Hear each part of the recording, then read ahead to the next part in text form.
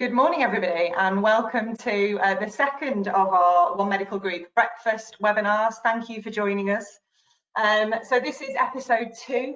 Each 3 weeks, we're joined by an expert panel who we bring together to discuss and debate hot topics for primary care networks. And this week, we're focusing on social prescribing and the wider determinants of health. We hope to provide you, as always, with some practical tools and tips to be able to take away and use back in your practices or in your primary care networks. And it's about sharing good examples of best practice and learning, and learning from other people's examples across the country. As always, you can get in touch with us by emailing us at webinars@onemedicalgroup.co.uk, and there's also a live question box. So we'll try and get through some of the questions at the end of today's webinar if we've got time. If we don't get around to your question, we will endeavour to come back to you with an answer this afternoon by email. So please do click the little drop-down question box, and if there's any questions that you want to ask the panel, we will endeavour to come back to you as soon as we can if we can't do today. So I'd like to introduce today's panel. So first of all, we've got Bev Taylor, who joins us. Bev is Operations Director for the National Academy for Social Prescribing. I'm going to ask them all to tell you a little bit about themselves in 2 seconds. We've got Sarah Gorman, who is Chief Executive of Edbert's House in Gateshead, and has done a huge amount for social prescribing, both regionally and nationally, in a role for NHS England and Improvement. And many of you will recognise Nigel Gray, who is the ex-accountable officer for Leeds North CCG. And Nigel has been providing lots of support to primary care networks across Cheshire and Merseyside. So our panel have 30 seconds to sell themselves to you in the best way possible. So Bev, over to you first. Tell us a little bit about you. Okay, thank you. Great to be here, everybody. So I've been leading social prescribing for NHS England for the last 5 years. So anything that's within the guidance or anything that comes from NHS England around social prescribing is probably my fault. So I'll just own up to that straight away. But I have now been seconded to the National Academy as Operations Director to set up the Academy to really raise the profile of social prescribing with the public and really help the rest of government to understand and to fund and to support amazing community activities that your link workers can connect people to. Brilliant. Thanks, Bev, and thanks for joining us today. I know you're extremely busy at the moment, so thanks for finding the time for us. Sarah, over to you. Good morning, everybody. Again, delighted to be here as well, and also to be with Bev and Nigel as well, and all their expertise. I'm the CEO of a community charity in Gateshead, and really our understanding of social prescribing has kind of developed from the ground up, if you like, by seeing the impact of community activity on local people, and then realising that there was a thing called social prescribing that was the kind of posh name for what we were doing. So we've been running that scheme that now covers all the GPs in our borough for about 5 years. And then more recently, I've been working with Bev as one of the regional learning coordinators for NHSE in the North East in Cumbria. Thanks, Sarah. Last but not least, Nigel. Morning, everybody. Thank you for inviting me this morning, Caroline and colleagues. I'm Nigel, some of you know me. I'm working with Caroline and the team on various primary care network development things across Cheshire, as Caroline said. Yeah, I used to head up a CCG for about 5 years, and previous to that, I'm a trained nurse, still registered. I've worked in hospital, community, and in various commissioning and providing roles. So yes, so since leaving the NHS, I've been keeping my brain sharpened by some of the challenges of working with primary care networks, and it's great fun. So it's good to be here, and I'm looking forward to the conversation.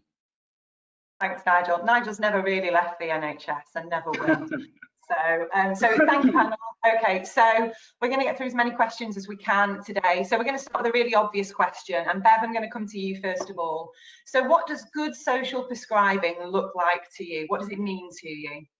Okay, so Simon Stevens asked me this, and I said, link workers. It's all about link workers giving people time, starting with what matters to the person, having the time that maybe clinicians and others don't have in primary care to build a rapport, even over the phone during COVID, and to listen to what that person's what's really happening in their lives and what they need, and to connect them to the right support.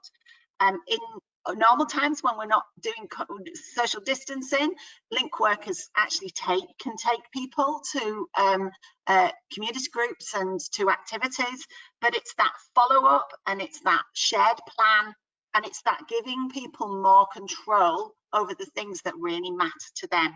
So there's enough funding within the additional roles scheme at NHS England for teams of link workers within multidisciplinary teams within primary care networks. So you could have 3 to 4 link workers over the next few years, and those link workers can work really proactively with your vulnerable populations.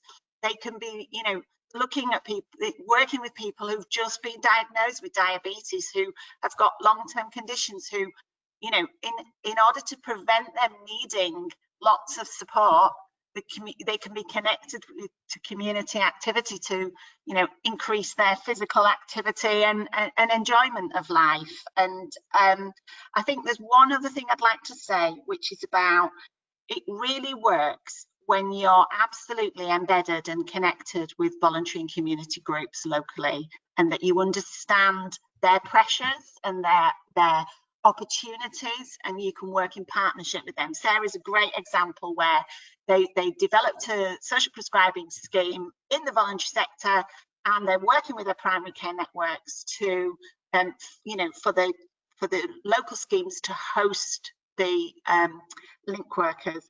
I'm going to stop there, but I'll come back to you.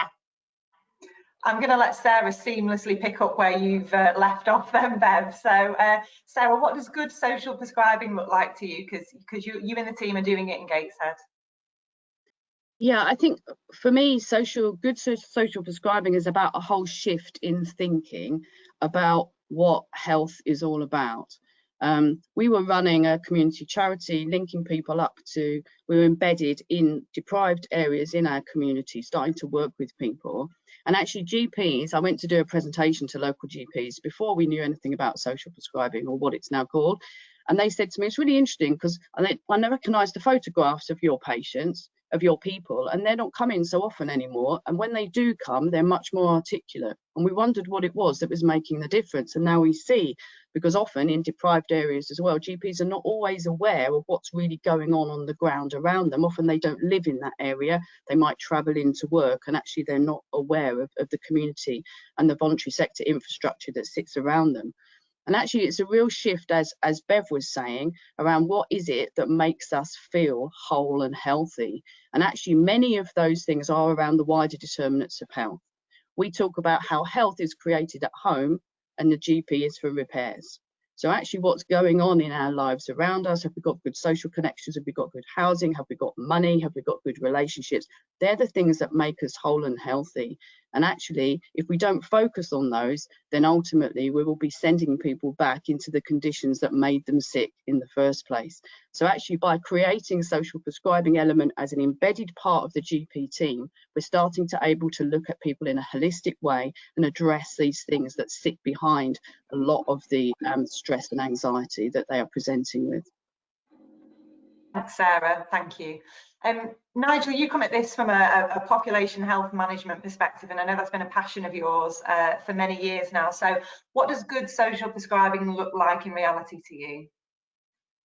Okay, and I'm going to try and not duplicate what Bev and Sarah have said. A couple of points I just noted while Sarah and Bev were talking. One, it's important that what matters to the patient or the client. It's what matters to them, nobody else, them. I think there's been a shift in health thinking, and I really welcome that. And it's much more of a health and care and system integration thinking now. And that has changed. Planning and commissioning, coming together with experts to plan services both from a commissioner and provider perspective together through a PCN, great opportunity PCNs, that's what it's about.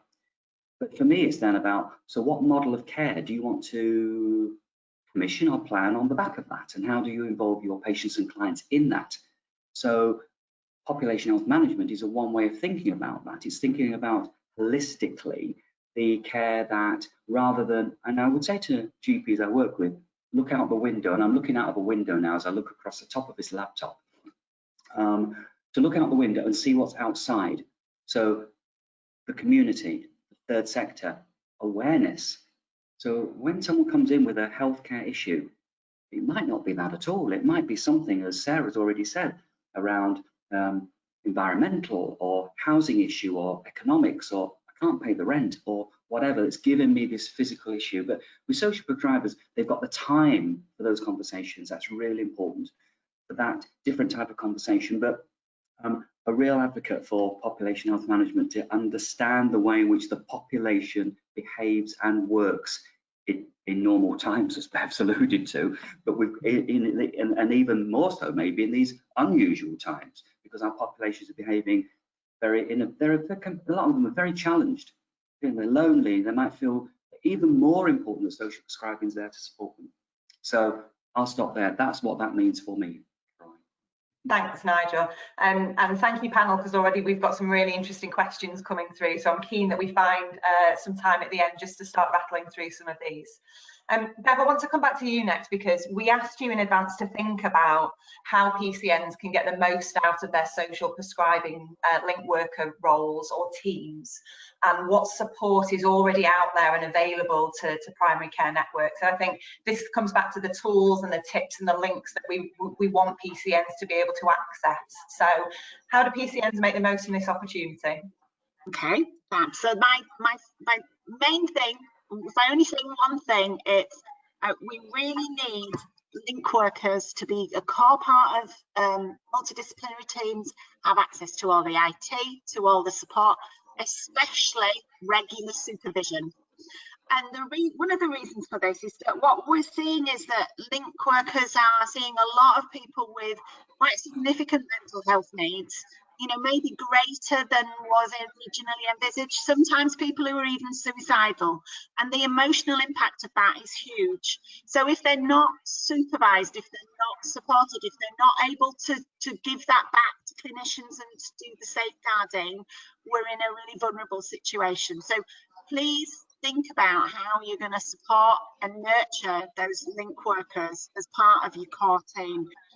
Really make sure that they've got the time to work with voluntary community organisations. We always say you can have all the travel agents in the world, but if you've got no holidays, you're struggling. Okay, so you know, community activities, they're struggling because of COVID. You know, lots have gone online, but lots haven't. So your link workers need time to be able to build those networks and to be able to refer across local systems and take referrals from other agencies, not just primary care. Do you want me to talk about resources now, Caroline? Okay, so there are loads of resources for you. We're going to send these to you, but the team at NHS England have got a number of things. They've got some lovely regional learning coordinators like Sarah Gorman here, who are working across their regions to support their link workers. They're providing peer support networks, there are fortnightly webinars, and there's an online social prescribing community that you can be part of that's got about 3,000 people who are regularly on there working and supporting each other. There's a primary care network reference guide and a technical annex, and there's a welcome pack for new link workers and a leaflet for your patients about what social prescribing is. So we're going to send those to you and hope that you can really use them practically. The National Academy is going to be doing lots around creating new resources in future. This is our first month of operation, so we are very, very new.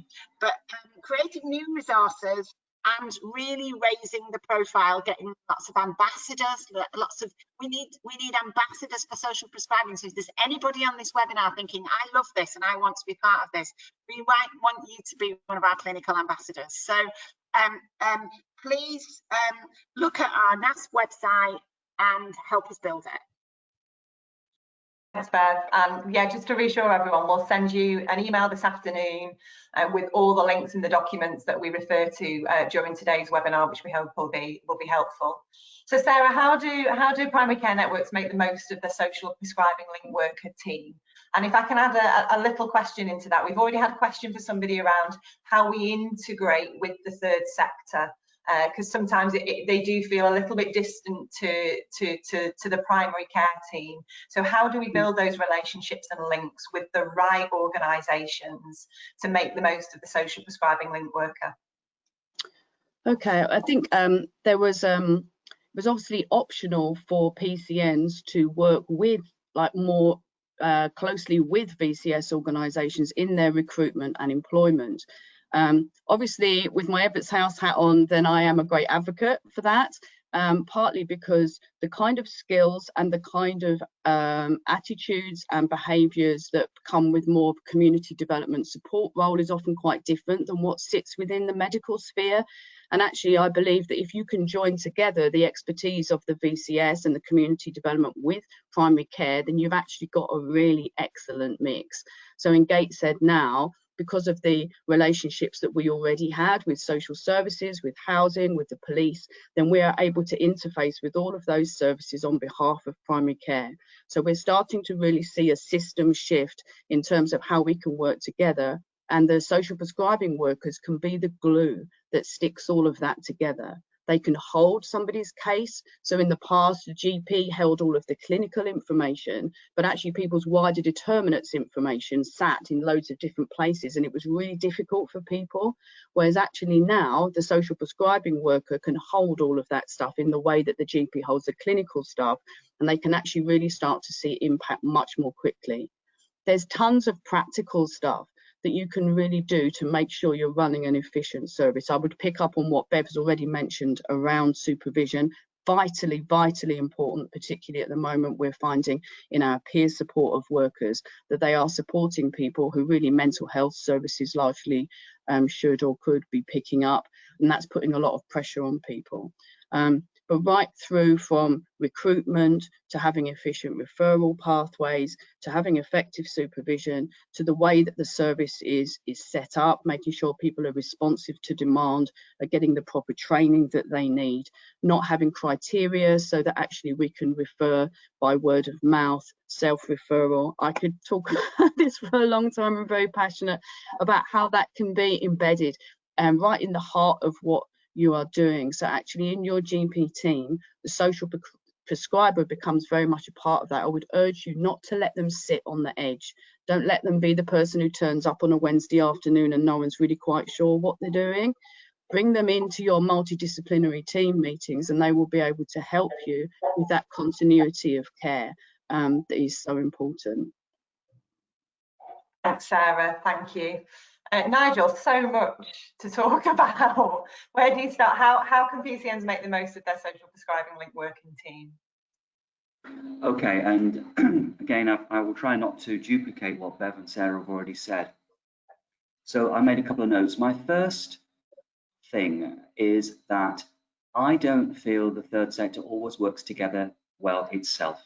And I think there's a challenge to my panel colleagues too, in terms of working with the third sector. I live in Leeds. I think there are, I know there are 2,500 third sector organisations in Leeds alone. They split themselves into various umbrella organisations, but they don't always work together. Why? Because they're businesses and they compete for contract and they compete for business. So I think there is a challenge for us to work with our third sector, but to discuss with them about them working together to support the PCN. So it's not just the PCN working with the third sector, it's the third sector working together with the PCNs. And where the PCNs can work together in a city, I'm doing some work in Chester Central, if they can work with Chester PCNs, I think it can do more to bring it together with all the third sectors that work in Cheshire City. That would be my first point. My second point is, again, I don't think we always, Sarah and I have discussed this offline, the terminology sometimes is muddling. So we've got care navigators, we've got mental health support workers, we've got social prescribers. you know, whatever else we've got in the system. I don't think that's particularly helpful. And I know from work with the PCNs, sometimes the PCNs, particularly the clinicians, doctors and nurses, well, is this a social prescribing referral? Is it health navigation? Is it healthcare navigation? Should this go directly to the third sector? Is it our responsibility at all, or whatever? So I think bringing that team together of navigators, social prescribers together in a team to embody that team, and then getting them embedded in the primary care network teams, I think is really important. And it might be that you need some criteria. I know Sarah kind of said the opposite, but some criteria in terms of who goes to which service first, or it goes through some type of triage process, or whatever it might be. Otherwise, you could duplicate, and actually, this person could go around the system, and that is probably, we don't want them to do that. So that my other point I would say is making sure you've set some very clear objectives or outcomes or impacts or whatever it might be in terms of what you really want this service to do, and measure some things. I don't think it particularly matters what you measure to start with, as long as you get into that framework of trying to say, this is to add value, and how is it adding value? Is it reducing GP time? Is it reducing nurse time? Is it having better patient satisfaction results at the end? Is this person ringing 111 and going to A&E less often? Are they more supported in the community? Are they not coming to see the doctor on a Friday just to make sure the doctor's all right because I've got nothing better to do?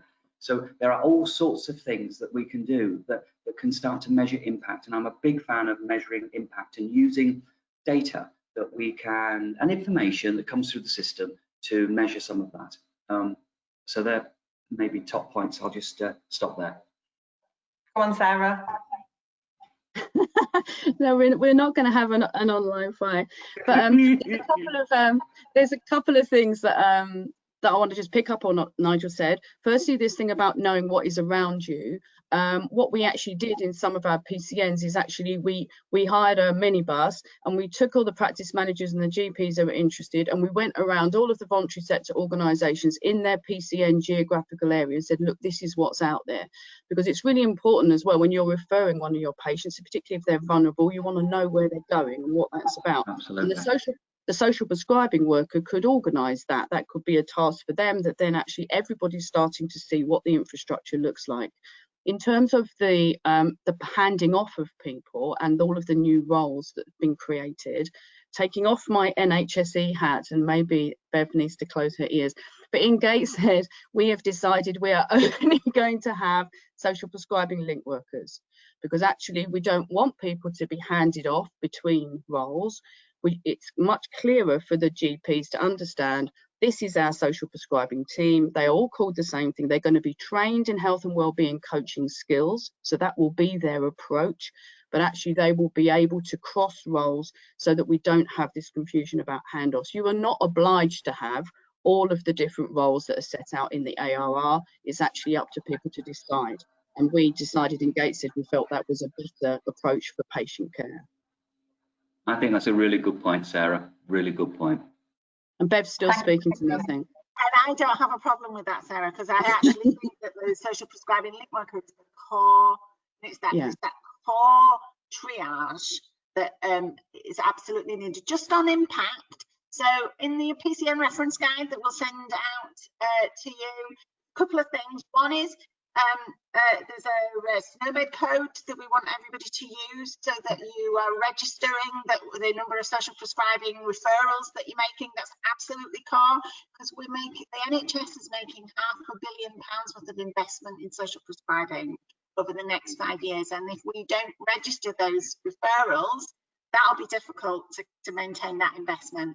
The other thing in terms of impact, we're asking everybody to use the ONS4 tool, which is referenced and connected in that reference guide. It's the most simple tool that measures personal well-being and whether people are getting improved, feel more confident over time.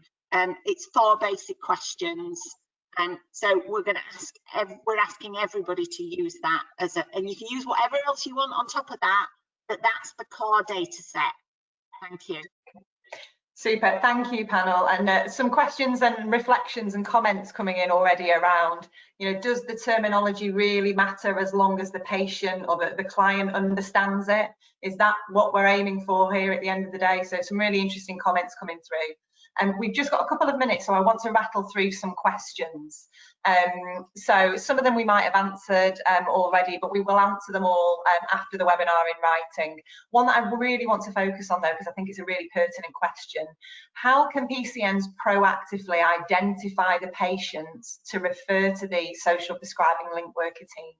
And we're thinking specifically around those unusual cohorts that don't show up in risk categories like frailty. So how do we go as a PCN about really identifying the patients that would benefit the most from social prescribing link services? Sarah, I'm going to come to you first if I can, and then I'm going to go to Bev. When we've been to speak to, one of the key things I think is that everybody in the practice understands what the social prescriber is there to do. So when we started, we go and we get everyone together, that's the practice nurses, that's the receptionists, that's everybody, and say, this is what social prescribing is about. At the end of that, you've usually got a list of referrals that will keep you going for at least a few weeks, because nearly every GP can think of someone who comes back very regularly, or they know that they've got low-level mental health, but actually it's really to do with domestic violence and so on, and they know that they haven't got the time to really walk shoulder to shoulder with people through the services that they need to sort that out. So if not, apart from that, then there's regular attenders that Nigel's already picked up on. There's maybe people who, you know, we've worked with people who are ringing the ambulance 2-3 times a week because really they're lonely and it's sitting, you know, with something else. There's lots of proactive stuff as well that people could do, maybe newly diagnosed diabetes, for instance, or other long-term conditions. It's kind of easier to see how that plays out. But I think, as you rightly say, there's often those cohorts of people that maybe you can't do a system search and pull out, but actually it's more to do with relationship, that receptionists and others. If receptionists see, for instance, that someone can't fill out a form, or their literacy is struggling, it's a perfect opportunity for the social prescriber to step in.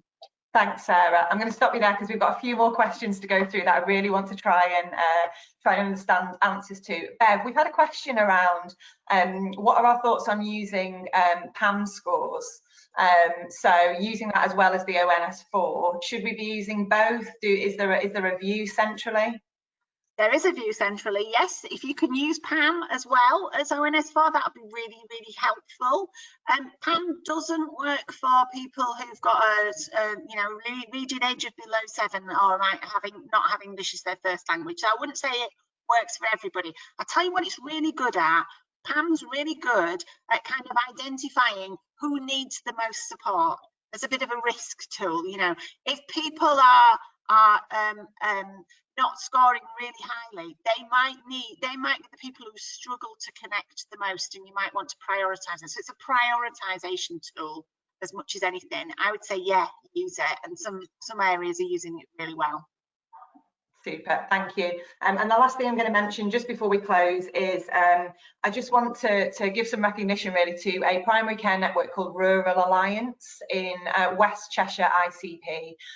They've got an operational lead called Sam Jeffrey, and she's done some amazing work on identifying measures and metrics for the social prescribing link worker team. So prior to them recruiting and onboarding the team, they've really set out a criteria so that they can evaluate the impact and progress that team are having. And Sam is very happy to share the work that she's done with other primary care networks. So that's Rural Alliance PCN in West Cheshire ICP. Thank you to our panel. There are lots more questions that we've not been able to get through, but please do keep them coming. Email your questions to webinars at One Medical Group, and we'll put those to our panel after today's session. Don't forget our next webinar is on the 21st of October, when we're going to be talking around workforce planning. So we'll be joined by Trish Atkinson, who is a primary care training hub lead, Daniel Carter, who is head of business intelligence for One Medical Group, and Rebecca Riley, who's been working across the NHS to support with OD and HR support. And for those of you that are wondering where you're going to put all these extra staff that you're recruiting at the moment, you might want to tune into our webinar on the 11th of November, which is all around PCN, estates and premises management. And we'll also be talking around community assets and how, again, you work together with your community to maximise the assets that you've got available as a PCN.